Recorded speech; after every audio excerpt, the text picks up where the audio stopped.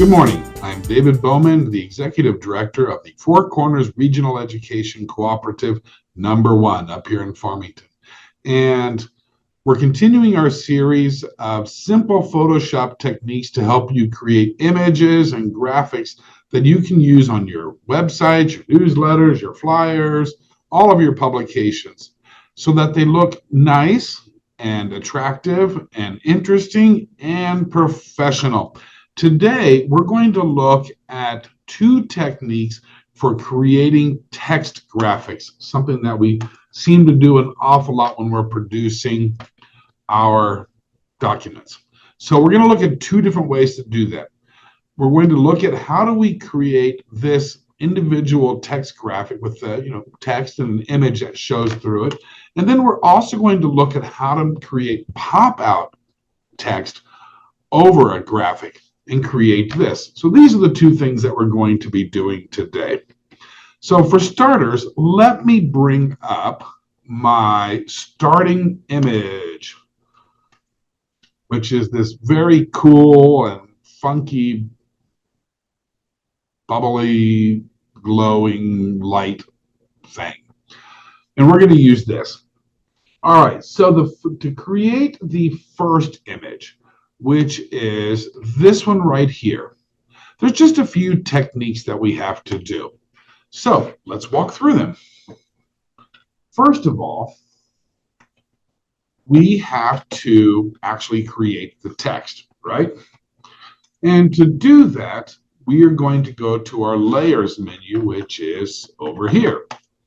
So there's our layers menu. And let's go ahead and unlock this. You see there's a little padlock next to it. I'm simply going to click on that to unlock it. That'll allow me to do things to it. Normally, I would just leave that one locked, hide it, and create a copy. But in this case, since we're not actually going to be affecting this image, I'll go ahead and unlock it and work right here. Now, the next thing we're going to do is we have to create the text. So down here in our layers menu, there's the little plus button, and I will click that to create a new layer. And on this layer, I'm going to be adding my text. So let's put some text on here. Over in my tools menu, there's my big T for text, and I'm going to write something in it. Like that. I will advise, though, if you have very thin or scripty type texts, the resulting image is going to be pretty hard to see. So something nice and big. Here I'm using Berlin Sans Divi. And let's also make it bigger. I'm going to just do Control A to highlight it all. And then I'm going to bring my text bigger and bigger and bigger. In this case, 211. Sure, why not? Okay, so now we've got our big text there. All right, what are we going to do next? Well, we need to reverse the order of these images. We want the text to be underneath the layer with the image. So in my layers menu, I'm simply going to grab my image layer and drag it above my text layer. So I've just switched the order. So now the image layer is actually hiding the text, but that's okay. That's what we want. Because what we're going to do is we're going to create a clipping mask. A clipping mask basically says restrict this layer to only show where there is something in the layer below it. So whatever you've got in the layer below it, that creates the shape or the mask or the stencil, however you want to think about it, for the layer on top. We're going to clip the image layer to the text layer. And to do that, over here on the right-hand side of that layer, the big empty space, I'm going to right-click, and I'm going to say Create Clipping Mask. It's done. We have now created our text image, just as simple as that. But there's some things that we can do. So I'm going to grab my Move tool, which is up here in my toolbar, or I can do click V on my keyboard. That will do the same thing. With the layer selected and my move tool, I can now drag around that image that's behind until I get what is going to look pretty nice. And I'm going to look for something with a lot of contrast in it. Oh, let's go about there. I think that will look nice. Okay, then we've got some fun things that we can do to that text. Let me blow it up a little bit so we can see what I'm doing. I'm going to actually add some effects to the text. So here on the layers menu again, I'm going to simply double click over here on the empty space, and it's going to bring up my layer style options.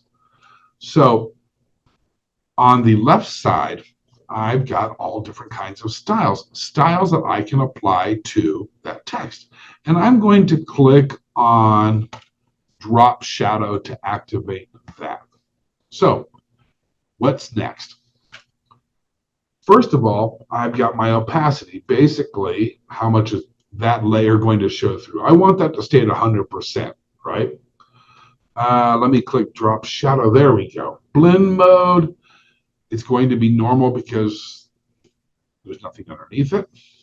So we'll leave that where it is. And then I've got this little circle that says angle. And that's basically saying, where is the light coming from?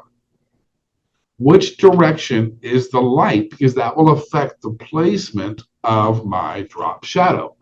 And I'm going to just flip it over the other direction. So now I've got it at 120. So the light is coming down this way onto the text and creating the shadow over here. If the light's coming down, the shadow will be underneath. If the light's coming up, the shadow's above, and so forth.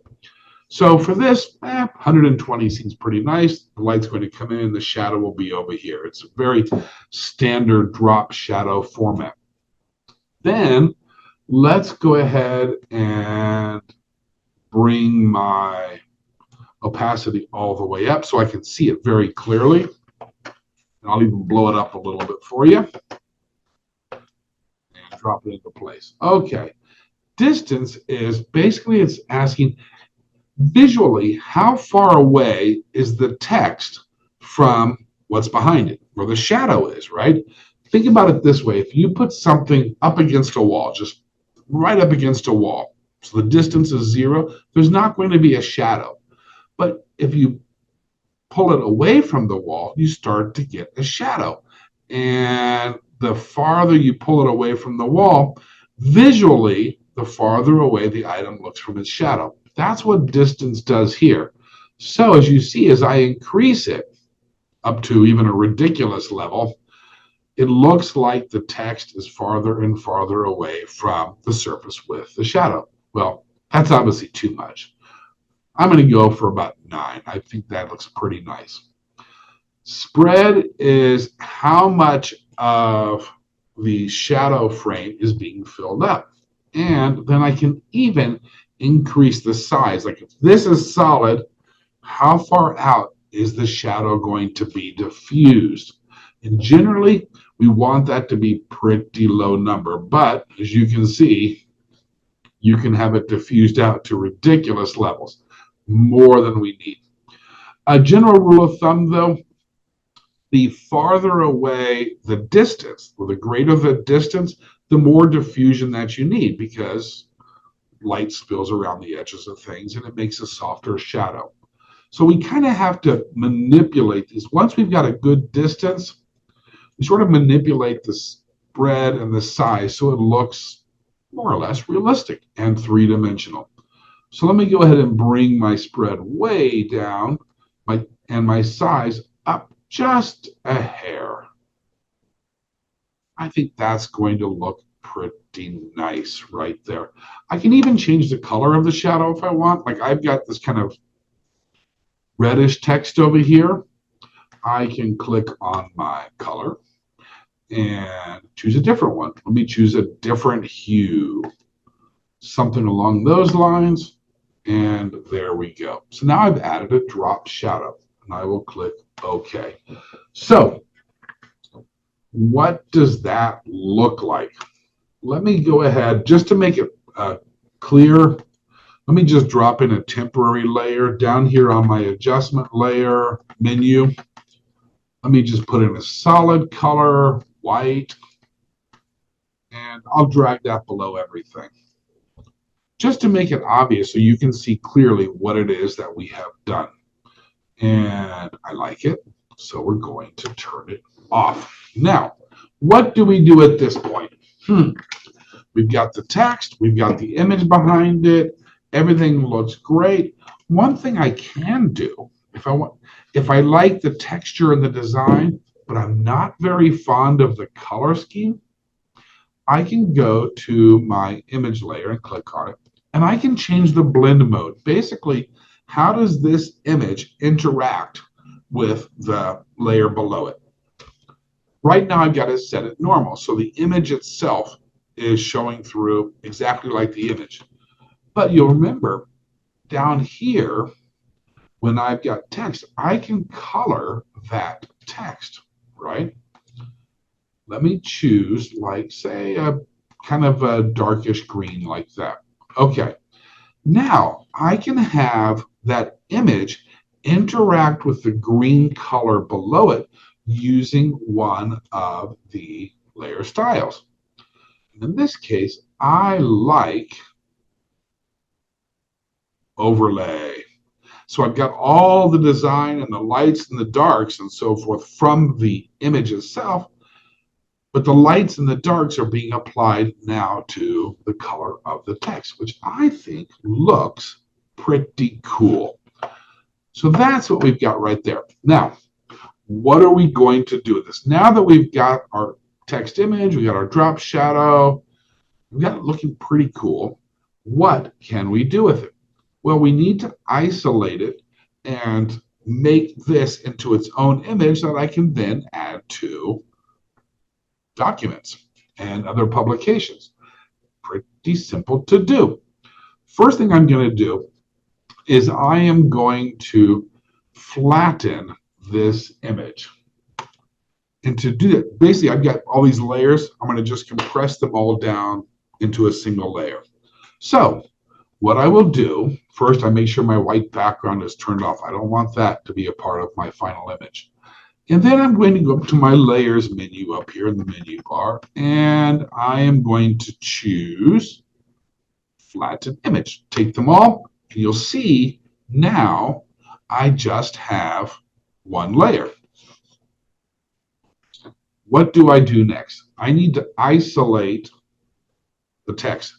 We're going to do something just like we did when we created electronic signatures. I'm going to get my magic wand up here, which will allow me to select colors.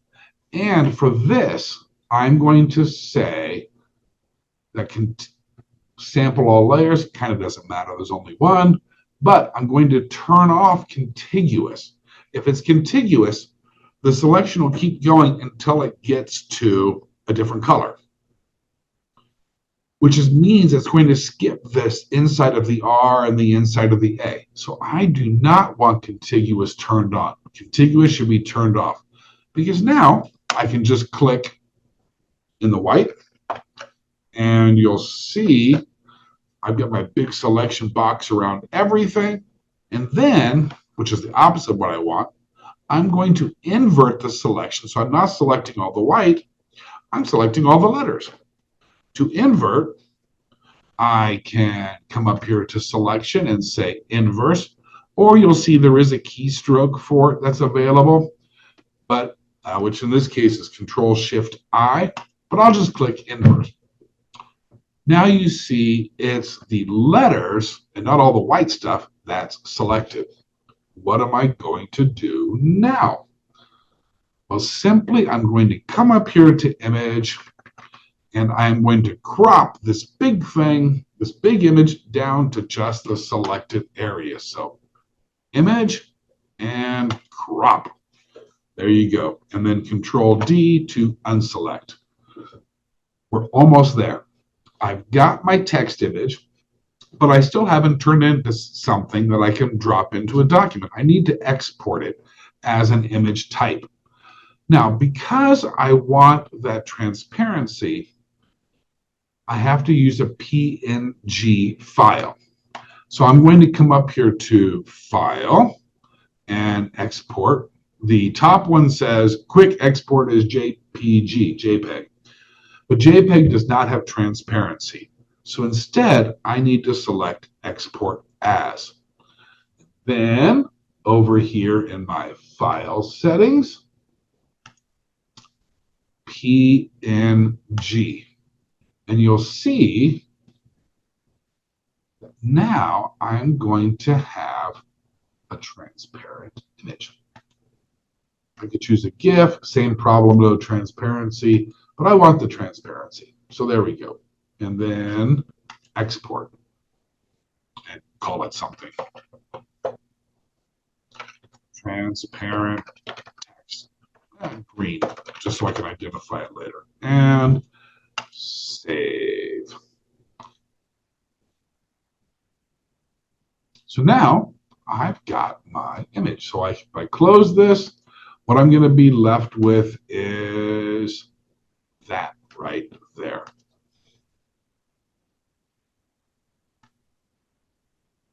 Okay, so that's the first one. Now, let's take a look at this one, pop-out text. So not just text made from a graphic, but text on a graphic that pops out.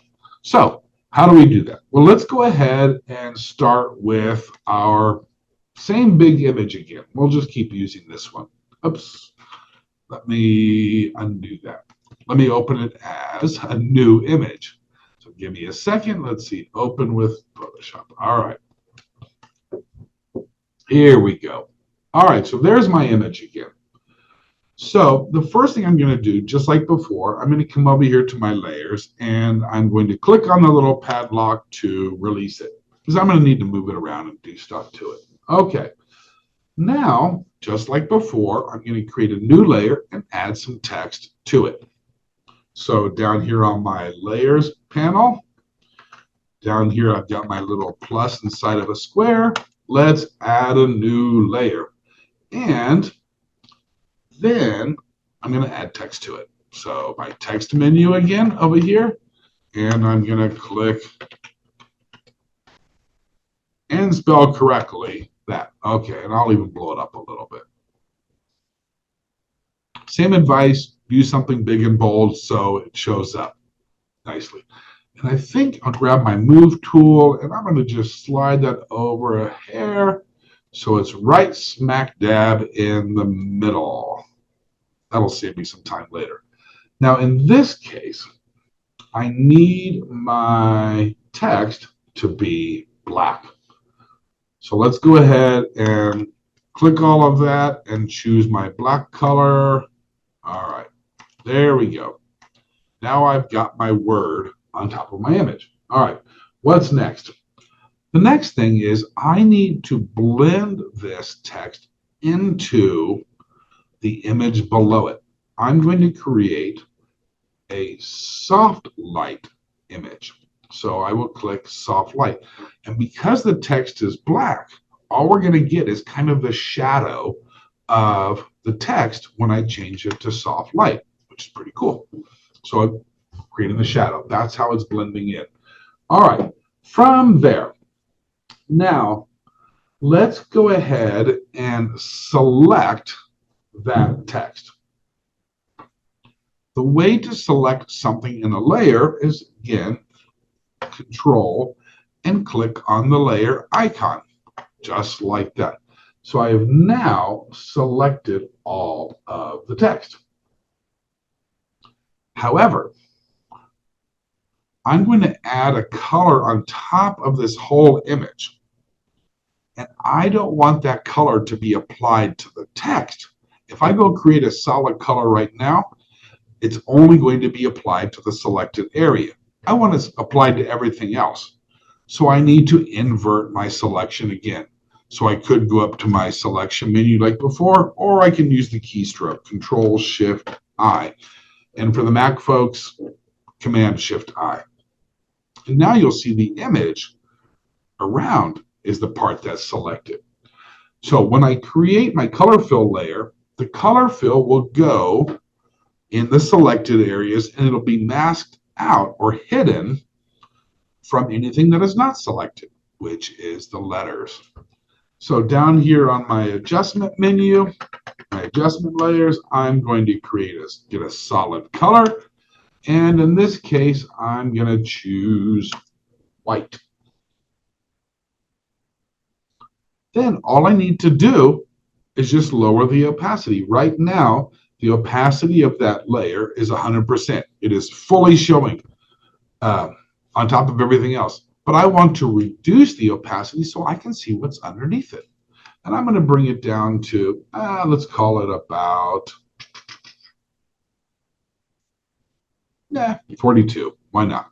That looks pretty nice. And as you'll see, when I look at the mask itself, remember, on a mask, anything that's in white is where the effect is being applied. Anything in black is hidden from the effect. White reveals, black hides. So that color layer is going in all of the white areas, but not on top of the letters. So let me go ahead and alt-click my mask again, and that's what creates that pop-out effect. So we pretty much have done it at this point. But, if we want to, there are some things that we can do. For example, we can change the color of the color layer. Maybe I want something a little bit more light greenish, which honestly looks kind of hideous. So let's not do that one. That one's not too bad, though. Kind of a light blue. So now I've got this light blue, semi-transparent image on top of everything else.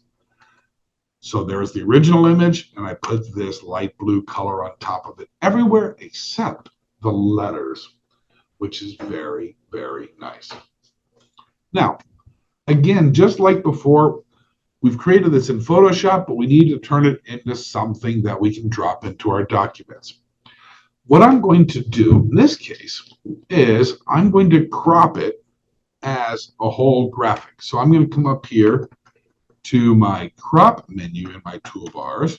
And in this case, I could choose lots of options, but in this case, I'm going to choose the 16 by 9.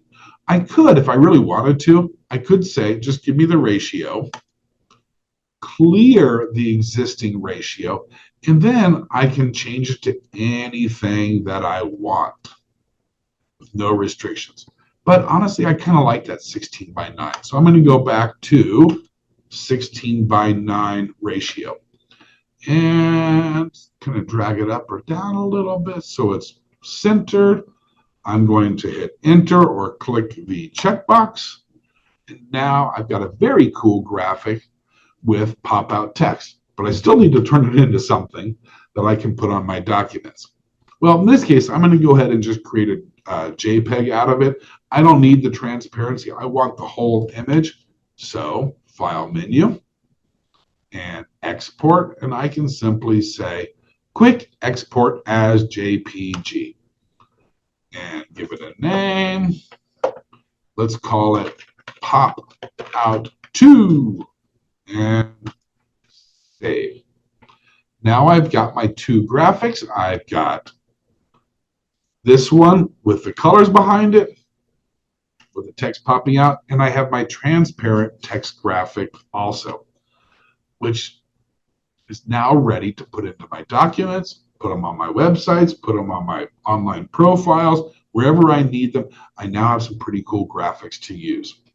So, two great techniques for creating graphics and text that you can use. I hope you found it useful.